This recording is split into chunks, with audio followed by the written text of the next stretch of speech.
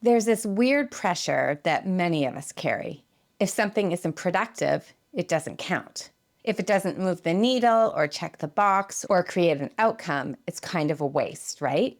But there's a problem with thinking that way. If we only do what's useful, then we can slowly disconnect from what's actually meaningful to us personally. We may move away from true joy or stop being curious or lose track that our life is not just about existence and survival. It is about growth, enjoyment, and joy too. So today we're going to be talking about hobbies, because hobbies are not just fun or frivolous, as I always thought they were, but they can be fun nervous system tools that we have. And not just in the I do my hobbies on the weekend to make my weekend more enjoyable kind of thing, but also in the rebuild my identity and rewire my survival patterns kind of thing. Welcome to the Building Resilience Podcast, episode 244, Why Skipping Hobbies is Wrecking Your Nervous System.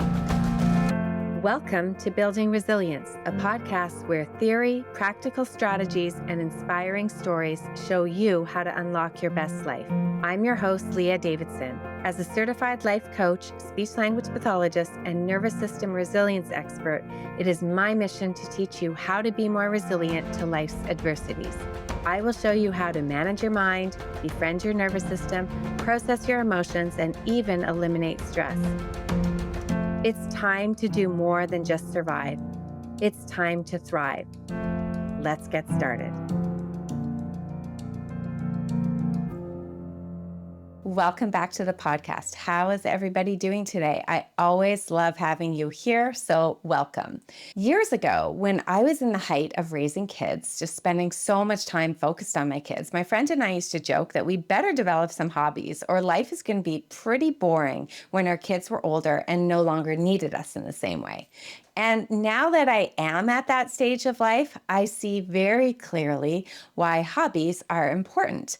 And it kind of ties into what I talked about on episode 176 of the podcast called Identity Diversification. So you can go back and check that episode out, as I think hobbies are part of our diversification of our identity. They're also amazing things that can help regulate us, stabilize us, and if you've been in burnout, grief, transition, or have any kind of illness or chronic stress, they might just be one of your next best steps that you can take.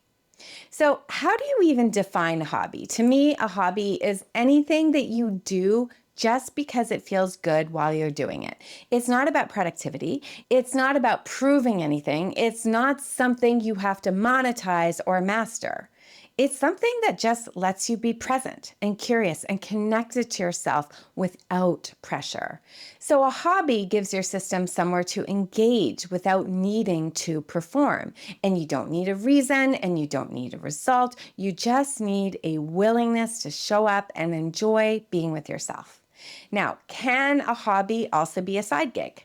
Of course it can, but only if the motivation stays rooted in joy and not pressure. Because if your side gig started as a hobby and it still feels like a place where you can go to play and create, even if it earns money, then yes, it still can nourish you. But the second it becomes another source of stress or being in survival mode, it stops being a hobby. It becomes work in disguise. The real question isn't about whether you monetize it or not. It's truly about how your nervous system experiences it. Is it expansive or is it constricting? Does it restore you or does it drain you? Do you lose time in it? Do you lose yourself in it? You get to be honest about that, because the whole point of a hobby is that it brings you back to life. Not just so that you can rest, but so that you can remember who you actually are.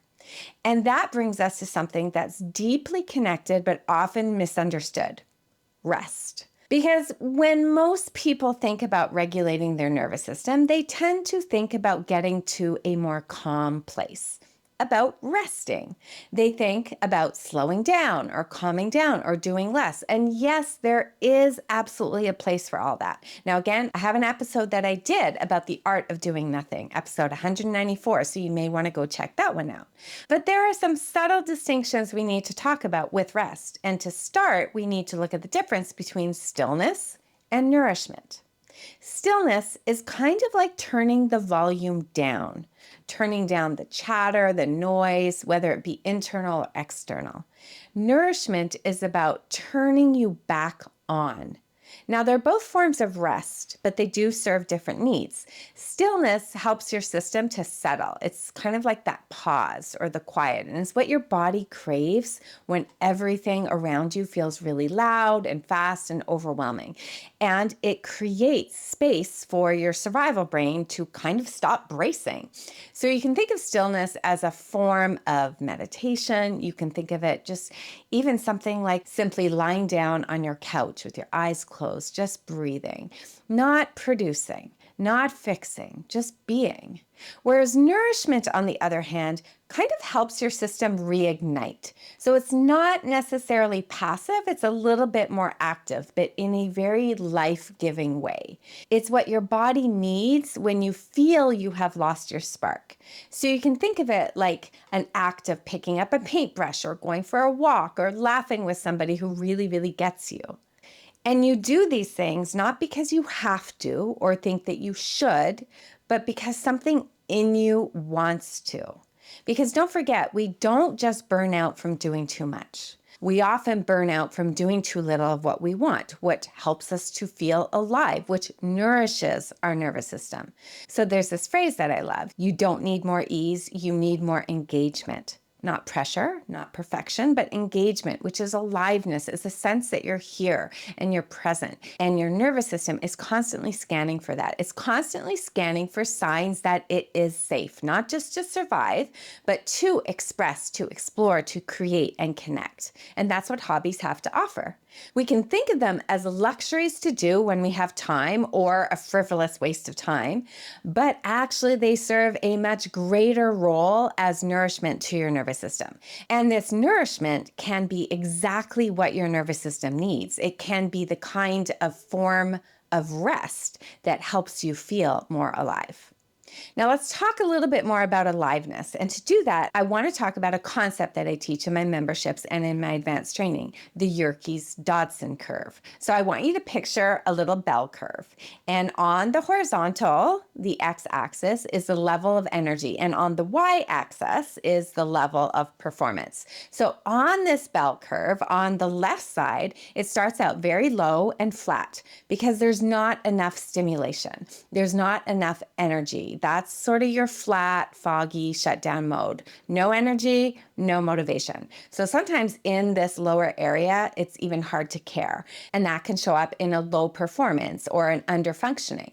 Now, on the right side can be too much stimulation. So that can be where you have your overwhelm and anxiety and chaos mode. Everything there can feel urgent and nothing can end up getting done because you get stuck in the pressure.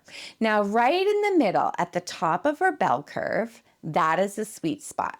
That is your optimal performance. It's where your nervous system has enough activation and energy to be engaged, but not too much that it tips into dysregulation.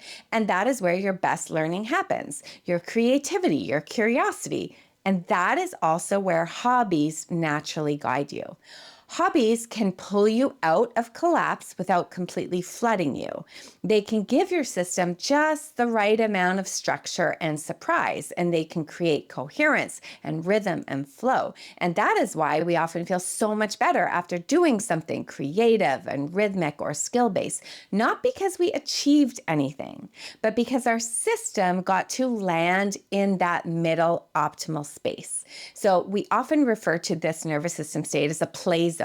It is where there is some sympathetic energy, but it's grounded in safety. If your day-to-day is full of pressure and unpredictability or reactivity, then you may need a few places that offer a kind of safe engagement where you can use some of your energy, but also anchored in safety too. Now, I know hobbies don't sometimes look like regulation. We traditionally may think of them as things like crocheting or painting or baking or playing a musical instrument or restoring old furniture. So they can look like so many things, but underneath, they are actually doing a lot more. They're helping your system shift gears because you're not rushing, you're not bracing, you're just settling into a rhythm that feels more like you. Now, they can help quiet down your brain. Often you can actually see your whole body soften or your breath shift. You stop thinking and spinning. And you don't do it to try to win or to fix or to prove anything. You're doing the hobby because you enjoy it, and that just feels good to your system. And that is regulation. One of my kids, a little bit more of a team hyper kid, very similar to me, rest is a challenge.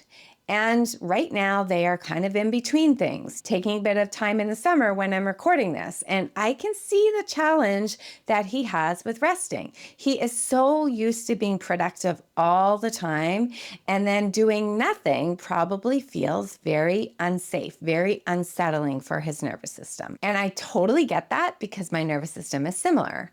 But it was interesting because from a very young age, he has collected pins, mostly from travels. We used to buy him a pin when we went places. Then whenever he traveled with us, he would buy a pin, and then eventually he'd buy a pin on his own.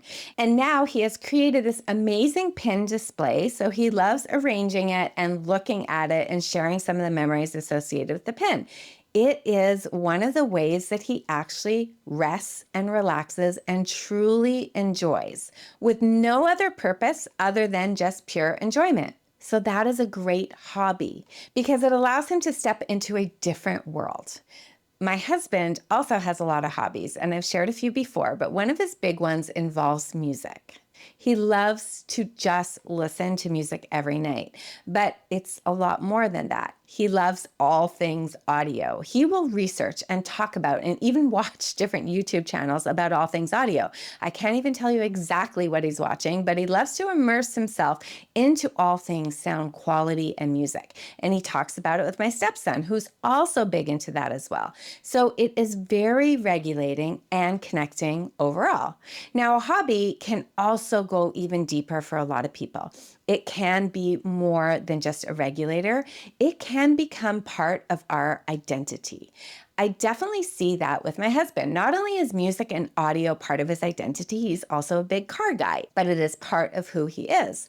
But if you are stuck in survival mode, or maybe you're going through a transition or a heartbreak or a really challenging time, sometimes what happens is you can start to feel like many parts of your identity start to slip away. Maybe your role changes. Maybe certain relationships are impacted with the transition or the challenge that you're experiencing. But what I've seen again and again in my own life and in the life of my clients is that hobbies are often the first place where we remember who we are. They can end up almost like being small, safe containers where you don't have all the things of the big roles that can feel heavier. Or maybe you're struggling with a certain role, like a work role or a role as a partner or the role as a parent. But with hobbies, you can just get to the core of being you, to being present, being curious, allowing that creativity to flow. So there's no pressure, there's no expectation, and it's not about being good at anything. So you can actually just be yourself in a different way. And this can help you find some stability. It can help you start to answer the questions like, who am I again? Especially if other roles we have played are sometimes in some way jeopardized. So if there are so many benefits to hobbies, why do some people not have any or struggle to find some? Well, some of the standard reasons is we think we don't have time for them. We don't view them as being productive. We may not think we're good at them. We may think that they're dumb or embarrassed by what interests us. Or we may think that a hobby doesn't really do anything or produce anything. But remember, the nervous system doesn't need everything to do something. Sometimes it really does need things that just let it be. Sometimes we just need something that will take us into another world. Sometimes we need something that allows us to freely express ourselves in different ways, to help us uncover different parts of ourselves. There are likely parts of you that you don't even know exist, but I guarantee there are parts of you that crave the attention, crave the expression, the movement, or just the experiencing of pure joy. So there may be obvious hobbies, obvious things that you already have, things that have always interested you. But for many of us, we can get caught in a world where we have not considered hobbies for all the reasons that I just talked about. I want to really encourage you to either think back to activities that you loved doing when you were a kid and pick something back up. Or start exploring different hobbies. Ask friends what they like to do. Go into a local bookstore. This is so old school, but I think it's super fun. Just wander around, especially in that magazine area. They have usually a section where you can see magazines for different hobbies. What hobbies are out there? Go walk around a hobby store or take a class in your community. I know that in Toronto, you can take classes at our local colleges. They have them in community centers too. Or go to a platform like Skillshare or School. Now, I love School. That is where I host my Nervous System Journaling Club. But it is an incredible platform where you can discover all the amazing communities that are out there. There are so many of them that are designed for different hobbies. Or better yet, you can create your own group. I'll drop a link in the show notes where you can go to set one up, because it is often fun to build community around something that you are passionate about. Now, having a hobby or multiple hobbies really does help diversify your identity. It gives you an outlet where you can relieve some of that everyday stress. It helps you regulate in real time, and it allows you to connect with yourself in the present moment, and it helps you nourish your nervous system. So I encourage you to go out there and try to explore your hobbies. I hope you found this helpful, and I will see you next time. Thank you for listening to the Building Resilience podcast. If you're interested in learning a little bit more about managing stress, building resilience, and leading a more purposeful life, then make sure we're connected on Instagram and Facebook at Leah Davidson Life Coaching. You can also subscribe to my weekly newsletter at www.leahdavidsonlifecoaching.com/newsletter. Looking forward to connecting.